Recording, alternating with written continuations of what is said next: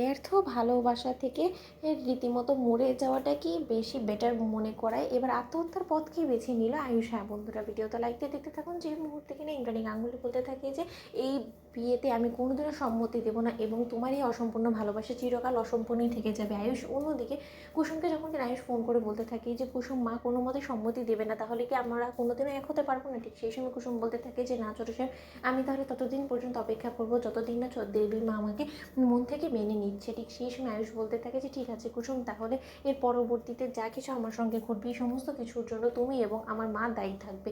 এই কথা বলে কুসুমের যখন কিনা ফোন কেটে দেয় আয়ুষ, ঠিক তার পর মুহূর্তে কুসুম ছটফট করতে থাকে এবং বলতে থাকে যে ছোট সাহেব, আপনি যে আগুনে জ্বলছেন ঠিক সেই একই আগুনে আমিও তো জ্বলছি, কিন্তু তার সত্ত্বে আমি ধৈর্য ধরে বসে আছি। সেই দিনটা হয়তো বা কোনো একদিন ঠাকুর আমার জীবনে আনবে, যেদিন কিনা স্বয়ং দেবীমা নিজে থেকে আমাদের বিয়ে সম্মতি দিবে। অন্যদিকে আয়ুষ যখন কিনা দরজা লাগিয়ে ফেলে এবং আয়ুষ যখন কিনা ভাবতে থাকে যে তুচ্ছ জীবন নিয়ে আমি কী করবো, যেখানে কোনো ভালোবাসা নেই, যেখানে কিনা একজন মাথার দিব্যি দিচ্ছে আর একজন শর্তের পর শর্ত দিচ্ছে, এই সমস্ত পারিবারিক কলহ থেকে চিরকালের জন্য মুক্তি পাওয়ার একটাই উপায়, সেটা হলো কি আমাকে এই পৃথিবী থেকে চলে যেতে হবে।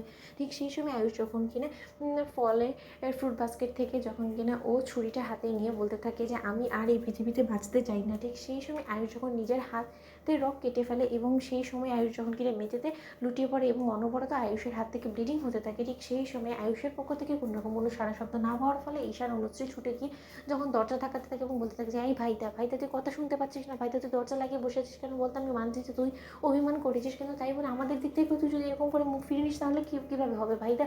দেখ না এদিকে বাবা কাকুমণি সমস্ত লোকেরা এসেছে, ভাইদা আমরা তো তোর পাশে আছি, এই ভাইদা তুই কথা বলছিস না কেন? ঠিক সেই সময় মীনাকে যখন বলতে থাকে সর্বনাশ করেছে, আচ্ছা দাদা কোনো মতে আবার আয়ুষ কোনো অঘটন ঘটিয়ে ফেলে না তো? না এমনটা তো হতে পারে যে এইরকম ভালোবাসার কেসে কিন্তু সচরাচর ছেলে বা মেয়ে কেউ যদি দরজা লাগিয়ে এরকম করে বসে থাকে, আমি কিন্তু ফিল্মে দেখেছি তাহলে কিন্তু আত্মহত্যা করার চান্সেস বেশি থাকে। কোনো মতো আয়ুষ বা সুসাইডের অ্যাটেম্প্ট করেনি তো? ঠিক সেই সময় এই কথা বলা মাত্রই যখন কিনা রাজশেখর গাঙ্গুলি বলতে থাকে যে মীনাক্ষী কখনো তো ভালো কথা বলার চেষ্টা করো।